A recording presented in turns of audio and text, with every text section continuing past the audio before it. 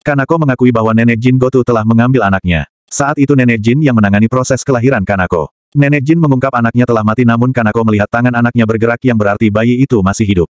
Tetapi Nenek Jin tetap membawanya pergi sedangkan ayahnya meyakinkan Kanako bahwa anaknya telah mati. Daigo mendapat telepon dari Yuki bahwa Pak Sabu datang ke rumah mencari Kanako. Ternyata Pak Sabu dan beberapa warga desa telah menunggu di depan rumahnya. Salah satu di antara mereka berlagak sok jagoan memarahi Daigo dengan menjambak rambutnya karena berusaha menyelidiki desa itu. Namun yang belum mereka sadari bahwa Daigo bisa lebih beringas dibanding mereka. Ia mampu menaklukkannya yang membuat mereka takut untuk melawan Daigo. Orang itu kini menyampaikan kejadian itu pada Keisuke dan beberapa keluarga Goto lainnya. Ia menyarankan untuk membunuh Daigo walaupun reaksi Keisuke hanyalah diam. Esoknya Daigo diajak oleh Keisuke berburu, hanya mereka berdua saja. Daigo tahu itu bukanlah ajakan berburu sebenarnya. Tapi ia seorang pemberani yang akan menghadapinya. Ketika mengendap mengamati mangsa buruan, Keisuke bertanya sinis bahwa Daigo sedang menyelidiki keluarga Goto. Sesuatu yang telah diduga bagi Daigo bahwa Keisuke pasti akan mengatakan itu. Daigo malah menantangnya, mengakuinya agar Keisuke melakukan apa yang ingin dia lakukan padanya. Seperti halnya Daigo yang membunuh demi melindungi anaknya, maka Keisuke pun melakukan hal yang sama untuk melindungi keluarga Goto. Senapan itu mengarah pada Daigo namun berubah arah menembak buruan yang ada di sana. Ada seseorang yang mengintip mereka dari salah satu keluarga Goto. Ia melaporkannya pada Iwao Goto karena Keisuke tidak membunuh Daigo. Iwao tidak mempermasalahkan itu karena Keisuke adalah kepala Goto sedangkan Iwao sendirilah yang akan mengurus Daigo. Hari telah larut malam ketika Daigo pulang dari berburu. Meja makan telah siap dengan hidangan untuk merayakan ulang tahun anaknya Mas Hiro. Daigo baru ingat bahwa hari itu adalah ulang tahun Mas Hiro ketika melihat kue tar yang ada di kulkas. Segera Daigo menelpon Yuki karena merasa bersalah telah melupakan ulta anaknya. Tapi itu bukanlah masalahnya sekarang, Yuki telah kehilangan Mas Hiro, menyuruhnya untuk mencari Mas Hiro. Daigo dan Yuki telah bertemu di balai desa setelah tidak menemukan Mas Hiro dimanapun. Sedangkan warga desa telah berkumpul untuk mencari Mas Hiro. Namun Daigo tidak menganggap mereka punya niat yang baik. Bahkan mungkin merekalah dalang dari Mas Hiro yang menghilang. Saat ketegangan di antara mereka, Yuki mendapatkan telepon dari Kanako yang menemukan Mas Hiro telah ada di dekat sungai bersama temannya. Ini membuat warga desa mencemooh Daigo yang telah menuduh mereka. Daigo hanya bisa diam menanggapi ejekan mereka. Sementara itu Yuki berterima kasih kepada Kanako karena telah menemukan anaknya. Sehabis kejadian itu, Yuki menganggap bahwa Daigo telah berlebihan terhadap warga desa. Namun Daigo menyangkal bahwa itu merupakan peringatan dari mereka untuknya. Bahwa mereka adalah kanibal dan akan ada anak yang dikorbankan di festival itu. Ia berdalih bahwa harus menyelidiki ini jika ingin tinggal di sini. Namun Yuki menganggap itu bukanlah alasannya karena Daigo seperti menikmati penyelidikan itu. Yuki lebih memilih untuk pindah daripada melihat Daigo yang memikirkan dirinya sendiri. Esoknya Daigo bertemu dengan Dr. Nakamura yang seharusnya memberitahu Daigo lebih awal. Ini tentang Kano yang dulunya membawa pasien yang ada di desa itu.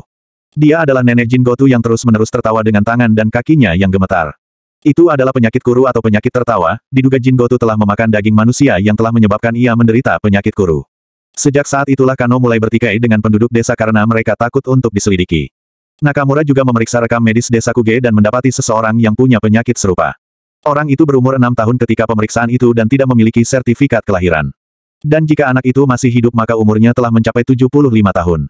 Daigo teringat dengan pria yang memukul keningnya yang kemungkinan adalah dia. Tetapi Nakamura mengungkap tidak mungkin dia masih hidup namun jika iya, maka kemungkinan itu adalah varian baru penyakit kuru.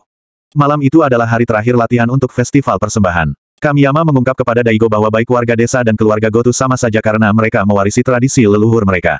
Daigo juga melihat wanita hamil di festival itu. Sementara itu, untuk pertama kalinya Keisuke membawa adiknya Yosuke ke gua tempat anak-anak itu dikurung. Mereka memakai penutup kepala tetapi masih bisa melihat mereka. Itu adalah anak-anak yang dipersembahkan untuk tahun ke tahun. Keisuke menyerahkan tugas itu kepada Yosuke untuk merawat anak-anak itu sebelum dikorbankan dalam upacara persembahan. Ini adalah fakta yang mengejutkan bagi Yosuke karena sebelumnya ia tidak tahu tentang hal ini. Akhirnya Daigo memutuskan agar Yuki dan anaknya keluar dari desa Kuge. Sebelum itu ia melepas GPS pelacak yang kemungkinan dipasang oleh mereka. Malam itu juga mereka keluar dari sana, ada mobil yang mengikuti mereka. Daigo mencari cara untuk lepas dari kejaran mobil itu. Sebuah mobil di depan membuat Daigo langsung membelokkan untuk mengecohnya hingga mobil penguntit itu terpental. Seseorang yang terluka itu memberikan pesan kepada Iwao bahwa dia telah kehilangan jejak mereka.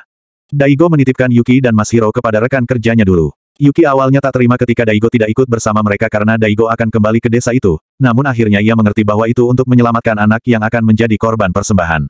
Di gua itu Iwao menemui Keisuke mempertanyakan tentang keputusan menyerahkan tugasnya kepada Yosuke.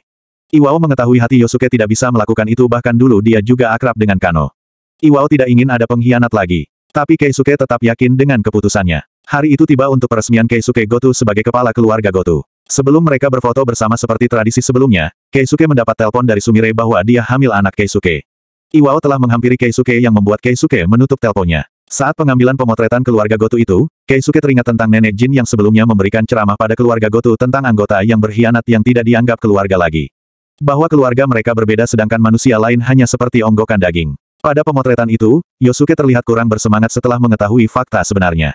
Mereka mengabadikan itu sebagai tradisi tahunan mereka. Seperti dugaan Iwao, Yosuke masih berbelas kasih dengan anak itu. Ia masih melihat anak itu sebagai manusia. Sedangkan Daigo kini telah sampai di wilayah keluarga Goto, mengendap untuk mencari tahu. Ternyata Iwao telah ada di belakangnya, bertanya apa yang ia lakukan di sana. Namun Daigo langsung menarik badannya untuk menjatuhkannya. Tapi, Iwao adalah pria yang kuat tak terduga oleh Daigo. Iwao lebih kuat dibandingkan dengan Daigo. Bahkan Daigo bukanlah apa-apa baginya. Daigo mencoba untuk memancing emosi Iwao dengan berkata bahwa ada pengkhianat yang telah memberitahu rahasia mereka padanya dan mungkin dia adalah seseorang yang dekat dengan Iwao. Emosi Iwao semakin terpancing ketika Daigo meludah darah ke muka Iwao, tidak mau mengatakan siapa yang telah memberitahunya. Pukulan itu membuat Daigo pingsan. Bersambung di episode 7.